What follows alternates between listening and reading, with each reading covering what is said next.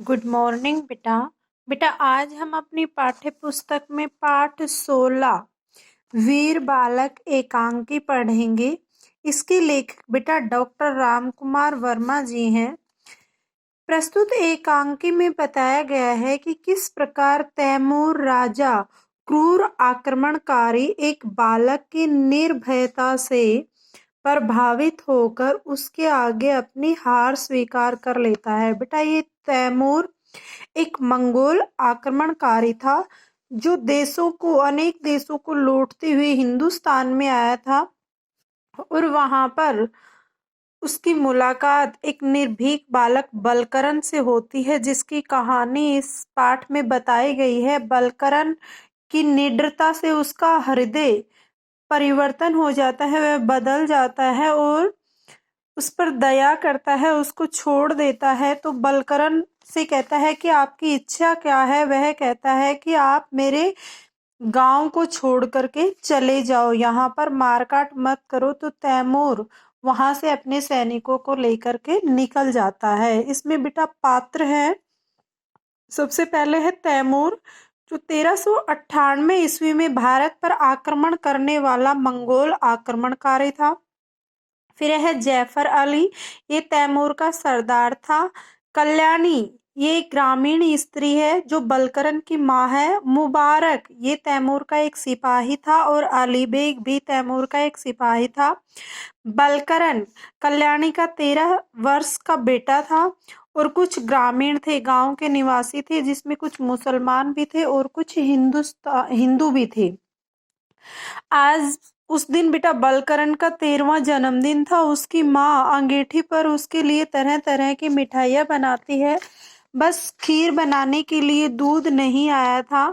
तो बलकरण अपनी माँ से कहता है कि माँ, मैं ले आता हूँ दूध। जो उनके घर पर दूध देने आता था उस व्यक्ति का नाम सुजान था। तो बलकरण बर्तन लेकर के सुजान के घर जाता है और वो बेटा उस दिन एक चाकू अपना तेज करता है, उस चाकू को भी साथ लेकर के जाता है। अपनी माँ से कहता है कि मेरे जन्मदिन पर हथियारों की पूजा होनी चाहिए, मैं ये चाकू तेज कर रहा हूँ और अपने साथ लेकर के जा रहा हूँ। जैसे ही बलकरण वहां से जाता है, तैमूर के सिपाही उस गांव में प्रवेश करते हैं, चारों ओर भगदड़ मच जाती है। तो कुछ दो ग्रामवासी बलकरण के घर आते हैं। उसकी माँ कल्याणी से कहते हैं कि बहन यहाँ से भाग लो, तैमूर आ गया है। हिंदू कहता है पहले चलो, फिर एक मुस्लिम आता है, वो कहता है कि बहन मैंने देखा है तैमूर आ गया है, तुम यहाँ से भाग चलो। तो कल्याणी मना करती है, कहती है कि बलकरण दूध लेने गए, मैं उसको छोड़कर नहीं जाऊंगी। तो फिर वो जो हिंदू ग्रामीण कहता है सुजान के घर गया है तो बहुत अच्छा है, उसका घर तो जो मेन रास्ता था गांव का उससे हटकर एक कोने में है, वहां पर तैमूर के सिपाही नहीं जाएंगे, वो सीधे रास्ते से आ रहे हैं, आप यहाँ से चलो। वो उसका हाथ पकड़ करके वहां से ले जाते हैं। वो चिल्लाती है, बलकरण को आवाज लगाती है, लेकिन धीरे धीरे वो आवाज बंद हो जाती है। तैमूर के सिपाही उनके घर में प्रवेश करते हैं, चारों ओर तोड़फोड़ करते हैं, तस्वीरों को हटा करके देखते हैं कि सोना चांदी कहाँ छिपा है, लेकिन कुछ भी नहीं मिलता। तो एक सैनिक कहता है कि हमें सोने चांदी से भी ज्यादा कीमती चीज मिली है सरदार। वो कोने में रखा हुई मिठाइयाँ थी, खाना था। उन्होंने 2-3 दिन से खाना नहीं खाया था बेटा। तो वो तीनों मिलकर के पहले तो मना करता है सरदार, लेकिन वो भी अपनी भूख पर कंट्रोल नहीं कर पाता। तो वो कहता है कि चलो खाते हैं। वो तीनों मिलकर के खाना खाते हैं।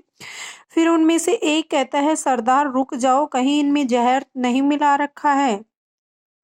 तो उनका सरदार है वो कहता है नहीं, हमने इतनी जल्दी दावा बोला है कि जल्दी जल्दी में ये लोग खाने में जहर नहीं मिला सकते, और अगर खाने में जहर है, मरना ही है, तो फिर मिठाइयाँ खा करके क्यों ना मरे, अर्थात पहले हम इनको खा लेते हैं, फिर चाहे मरे या जीवित रहें। और वो जोर से हंसते हैं। वो जैसे ही हंसते हैं तभी बेटा तैमूर वहां पर प्रवेश करता है और उनको डांटता है। वो कहता है कि मैंने तुम्हें अफगानिस्तान के बाद हिंदुस्तान में इसलिए भेजा था तो वहां पर जाकर के वहां की दौलत लूटो, लेकिन तुम यहाँ पर खाना ढूंढता फिर रहे हो और ठहाके लगा रहे हो।